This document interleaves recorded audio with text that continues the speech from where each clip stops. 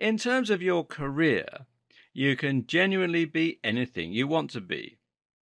Now you know what you want to accomplish in your life. Actually doing that is easy. No, seriously. Want to be a writer? Great. All you have to do is start writing a book.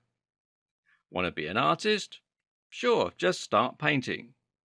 Want to be a pilot? Start looking for pilot courses. Want to be a pilot but can't afford the course or don't want to give up your current lifestyle? Then look into flying a microlight. The point is that as soon as you start doing the thing you want to do, you become that thing. As soon as you write, you are a writer by definition. Sure, you may not be famous for it. You might not be professional. You might not even be any good, but you are a writer. And when someone asks you what you do, you can legitimately say, I'm a writer. Hopefully, what you're getting from this is that you don't have to define yourself by your career. Likewise, you don't have to have just one career, and your finances don't have to be completely tied to your income either. Again, it's not about waiting. It's about realizing what it is about the thing that makes you excited and happy. So, let's say you always wanted to be a rock star. Now you're in your 40s and you work in logistics. Boy, did something go wrong somewhere or what? This is what midlife crises are made out of.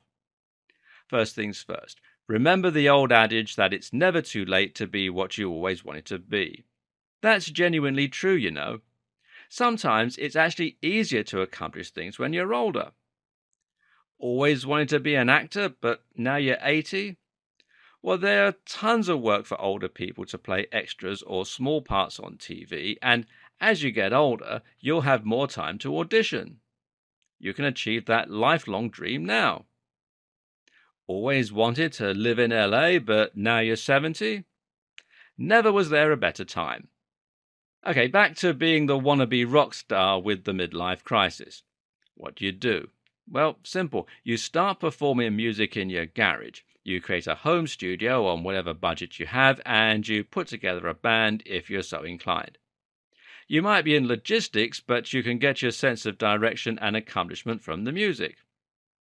You're not a rock star yet, but you sure as heck are a rock musician, and that's a pretty good start. Next up, how about creating a YouTube channel for your music?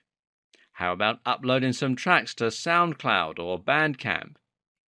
You might just find you get a little following. You might even make a little money. And there was no risk, no big change to your lifestyle. Now you're living that dream. You're a very small rock star, and that's good enough. The only question is, what took you so long? In that last example, we looked at how you could gain exposure for your rock music by using YouTube. The web actually makes all kinds of things possible today that weren't possible before. Did you know you can self-publish a book on Lulu and you don't have to pay anything up front? It's called POD, or print on demand, and that means the copies only get made when they're sold, meaning there's no upfront investment and no risk. Even before the internet, though, there have always been multiple ways of achieving the same end. Now take a look at Sylvester Stallone. He is a guy who always wanted to be an actor, but no one would give him the time of day because of his slur. So instead of giving up, Sly changed his approach. He wrote the killer script for Rocky and then showed that to producers. They were so blown away by what they were reading that they were willing to agree to almost any terms in order to secure the rights to that script. Sly's demand? He would be the star. The rest is history. The point is, you don't always have to go about reaching your goals in the traditional or obvious manner.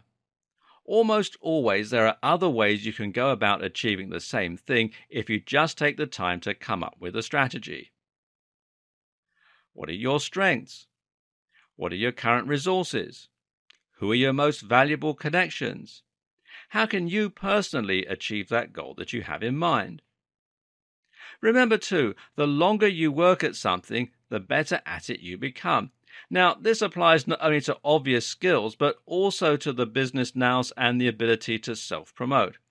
In other words, you might start playing music in your garage and really stink. But if you keep at it long enough, you'll get better and better until you're close to rock star good. Likewise, if you keep on practicing at the music, you'll eventually get to the point where you learn how best to gain exposure and to promote yourself. Keep at it long enough, and success is almost certainly going to be around the corner. This is also just one more reason to step on it. The sooner you start trying, the quicker you'll get to a professional standard.